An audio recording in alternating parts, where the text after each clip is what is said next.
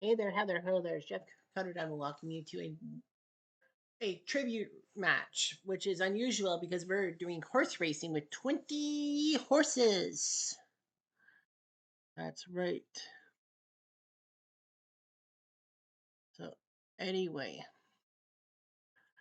we have 20 of the legendary horses from the 20th century going toe to toe. And you have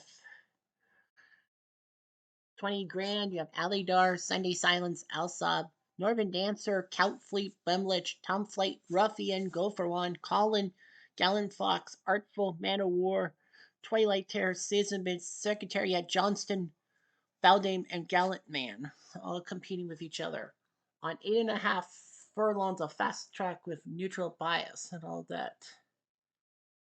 And all that. So there's going to be some races and all that.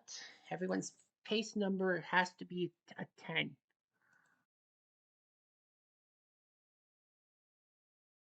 So everyone will be at the same pace number to be even. Pace number, yeah. Everyone will be given a 10 pace, like Secretariat had a 10 pace.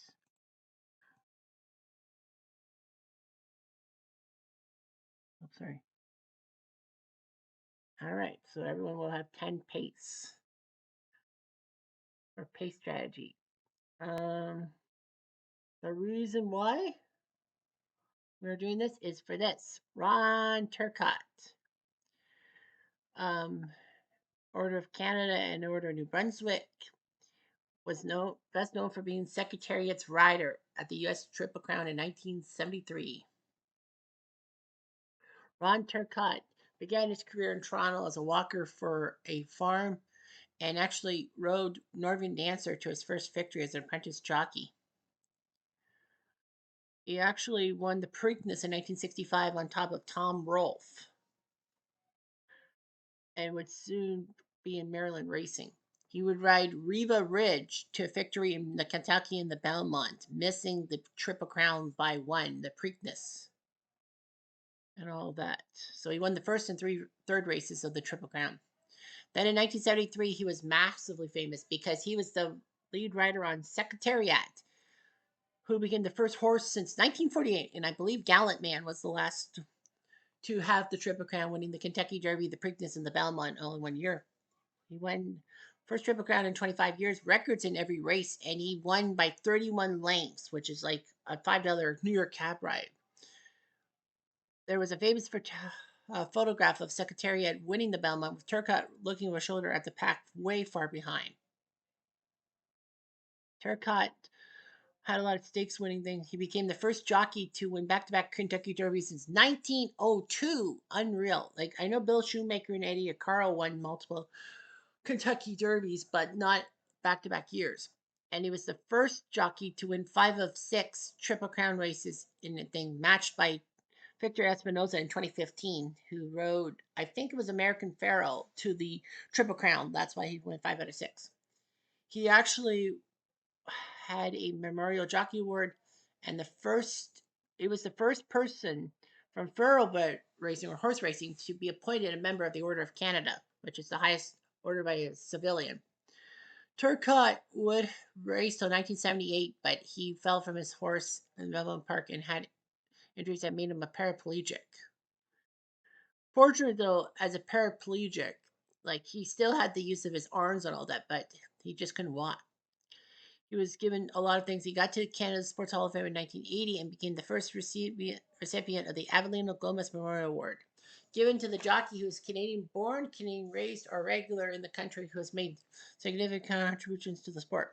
And he even had a statue of himself on top of Secretariat in his hometown of Grand Falls, New Brunswick. So he was one of 12 children born in Drummond, New Brunswick. He left school at age 14 to be a lumberjack and then went to Toronto looking for construction work. He lived in Grand Falls, New Brunswick with his wife and 4 daughters, and an advocate for those with disabilities and helps to raise funds for disability programs. Anything. So yeah, you look at him, American Classic Racer. So he won the Kentucky Derby in 72, 73, the Preakness 65 and 73, and the Belmont in 72, 73. Many awards for himself. Canada Sports Hall of Fame. Many significant horses. Arts and Letters, Dahlia, Damascus, Dark Mirage, Northern Dancer, Riva Ridge, Secretariat, Quadrangle.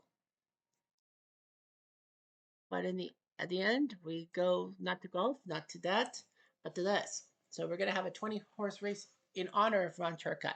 Each jockey can only be one horse. So we'll see how Secretariat does.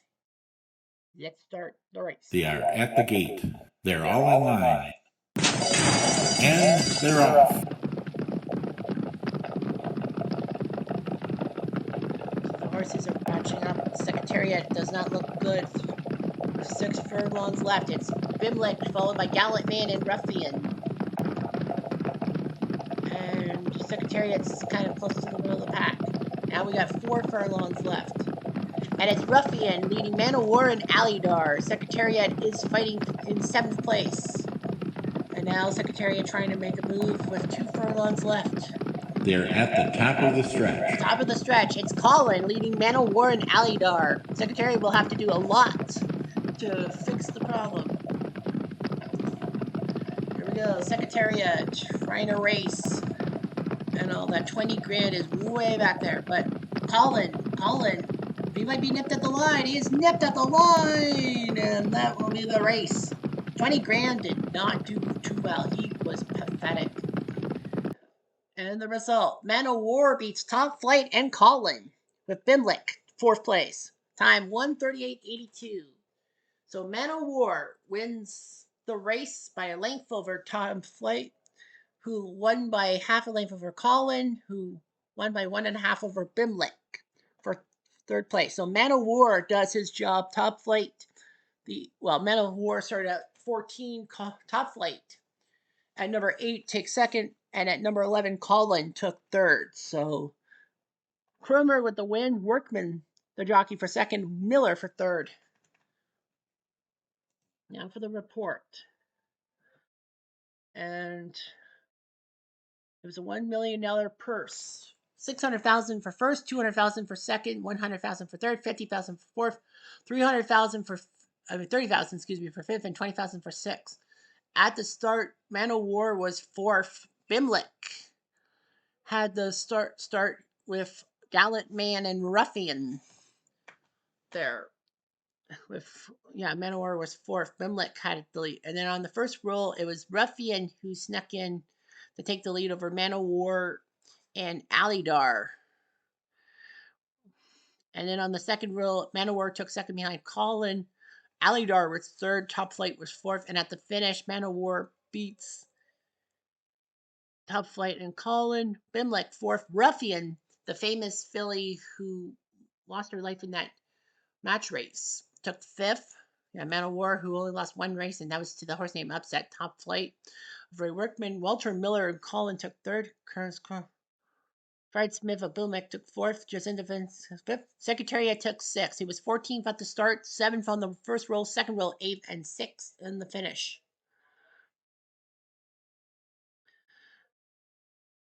Gallant Man took 7th with Willie Shoemaker. Alidar with Velasquez took 8th. Sunday Silence with Pat Venezuela took 9th. Johnston with James Stout took 10th. Gallant Fox with Earl Sand took 11th. Sizenby took 12th. Tawai Terra took 13th. Con McCurry. Beldamy took 14th. Alsab 15th. Count Fleet took 16th. Surprisingly. Go for Juan 17th. Northern Dancer took 18th. Yikes. Artful 19th and 20 grams. Just couldn't do anything. The pace was a little slow. So Man of War 16.80 to win, 8.80 to place, $6 to show. Top Flight $16 to place, $10.40 to show, and Colin $7.60 for show. So the strategy was there. On a $1 Quinera, on a 14.8, you would win $92. If you won on Exacta with 14.8, Man of War and Top Flight, you would have won $353. If you thought 14.811 for Men of War, Top Flight, and Colin trifecta on a $1 ticket, you would have won $2,500. And on a superfecta With Men of War, Top Flight, Colin, and Bimblick, you would have won $45,000. But I don't think anyone would have had. Well, I think a lot of people would have picked Man of War, but the question was who would have had second, and I don't think Top Flight would have been the second horse. You probably thought Ruffian, Secretariat, or even Alidar or Gallant Man. But yeah, Top Flight takes second, Colin takes third. So Man of War dominates like he should. Top Flight and Colin. So that is the official result. And unfortunately for Secretariat, it took six, but could have done better. Really could have done better. But that's the way it goes sometimes. At the Ron Turcotte tribute race. And of course, RIP Ron Turcotte. Anyway, I'm Jeff Diamond. Adieu.